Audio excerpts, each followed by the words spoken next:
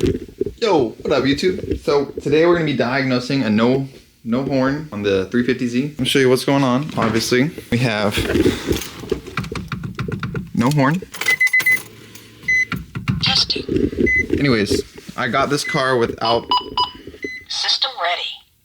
I got this car with the horn already not working. On the dash, we do have a airbag light. It flashes.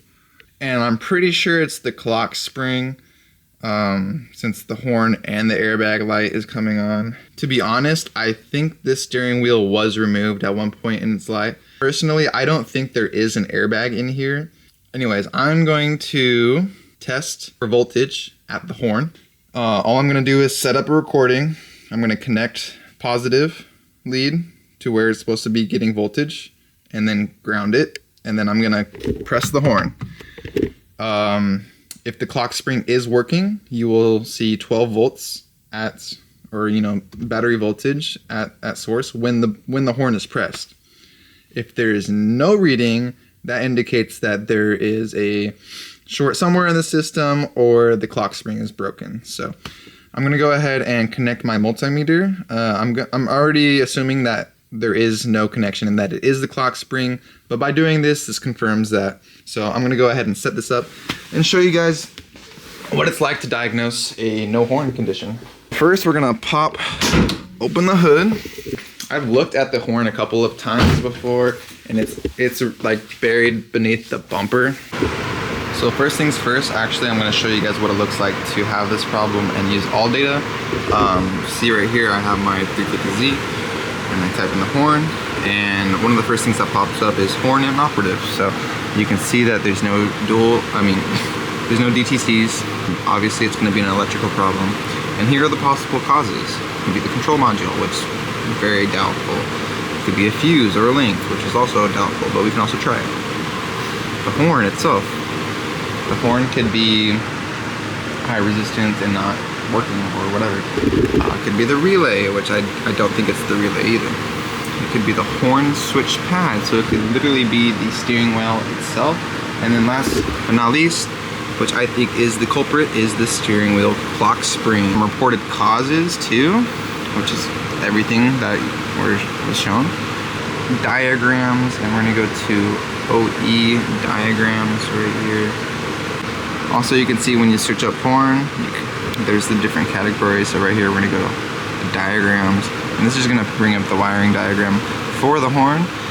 You can see right here, this is a control module, and then right here we have the horn switch. So basically, this is the horn, like the actual steering wheel. You press it in, and that is the switch. Once those contacts close, it goes through the spiral, and then the control center reads that it's, it wants to do the horn, so it's going to activate the relay, which is literally just going to put the switch down and activate the horn.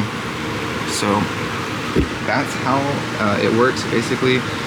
If I press the horn, I should be getting 12 volts right here. So I'm going to be testing that area. Also, another component I can test, I can also test the relay too, right here, because that is before the horn. So if we had a faulty relay, we could also just check power from the relay and seeing it if it clicks. But honestly, I'm pretty sure the relay works, so I'm just gonna go straight for it. Let's see what happens. Okay, and like I said, here's the bumper right here. You guys can tell right here is my horn, and I don't see any other horn. I would assume that you see this bracket right here. I assume that there would be another bracket on this side, but if you look in there, I don't see anything. So there is gonna be the power and ground. Okay guys, I took the horn off. It was very simple. You can see that there was a little bracket right there. All I did was unscrew that 10mm bolt. It connects to this bracket, it connects to the horn. Everything comes loose, and then you have those two wires connected to it, right? Let me show you those two wires. Don't know if this horn is supposed to be both the high horn and low horn because of the two connections, or if this one's ground right here, this one definitely looks like the positive side. All right, guys, we have the multimeter. I'm gonna set it to DC volts right here. I think it's the second one. All right, this one's DC. Right now it's actually reading millivolts, but that's okay. Anyways, we have it. We have this completely in there. And we have it grounded right here. So we have a good connection. All I'm gonna do is click the horn and we should see this go from millivolts, because right now it looks like a high reading, right? But there's an M right there. That means millivolts. So we're only reading 0.3 volts right now, which I don't even know why we are. Well, it's going down. Okay, anyways, I'm gonna click it. There should be 12 volts. If not, we'll check the relay.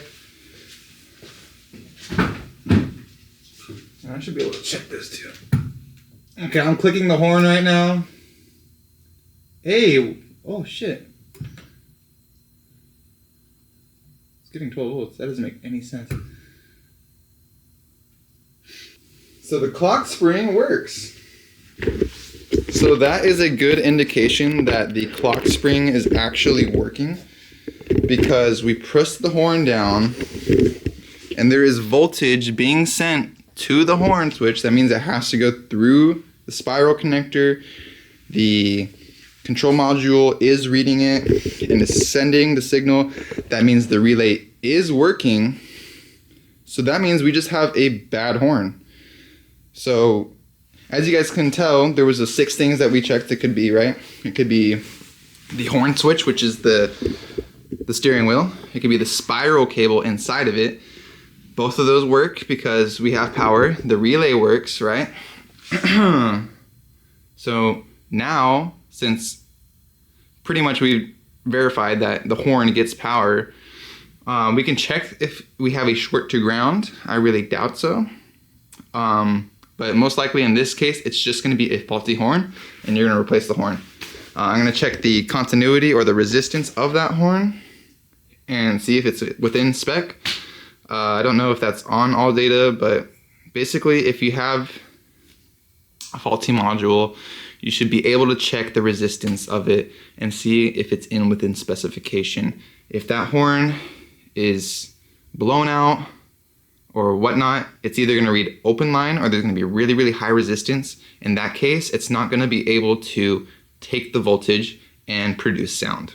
What I'm going to do real quick is I'm going to take that horn, I'm going to test both these little positive and negative sides, right?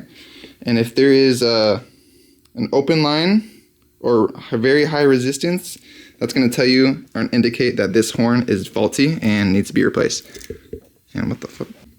Okay, so I have the black cable onto the ground side of the horn. I'm assuming this is the ground side because that is the side I took the black cable off, and it's connected to, you know, metal, so I'm pretty sure this is the ground.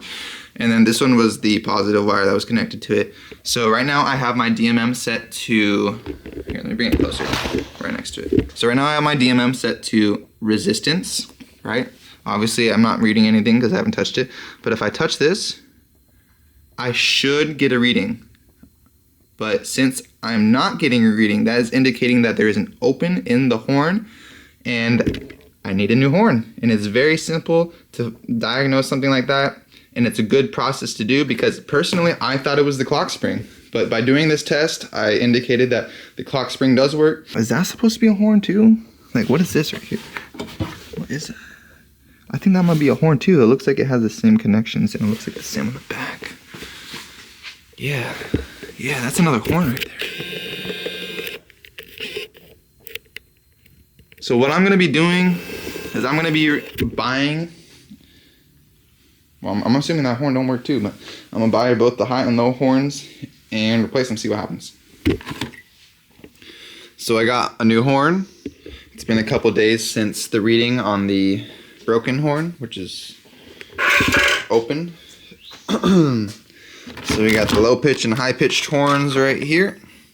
And then I thought it would be cool to just get a serpentine belt because I don't know when the last time it's been changed, so thought I might as well do that. So anyways, what we're gonna do is we're going to pop the hood, And we're actually going to be removing the bumper so I can have easier access to the horn. If you guys are doing this, there's a little clip right here. You're gonna see this clip is part of the bumper with these guys right here. And that clip has 4 bolts. So for simplistic reasons, I'm only gonna do this left side because that is gonna give me enough clearance for this horn right here. This is a horn. This is what it's supposed to look like. This whole entire horn, the actuator part, is missing. So I'm gonna disconnect this bolt right here. I'll make sure I save the bolt so I don't lose it. And then I'm just gonna replace the horn and then put everything back together. And that is how you diagnose and replace a horn on the 350Z. I'm gonna wrap everything up. Just make sure you guys leave a like if this helped you out a little bit. And yeah, stay tuned for the next video. All right, guys, I have the new horns installed. Very simple. It had new bracking plates, so I installed the bracking plates and I connected both the connectors to its corresponding spots. And now we got a horn, baby. The reason why you need 2 horns is because it's like a chord. If you just have one note, it's very annoying. But having the 2 high pitch and low pitch, that's what makes a horn sound good. So anyways, we're gonna just install the bumper. All right, we are all set.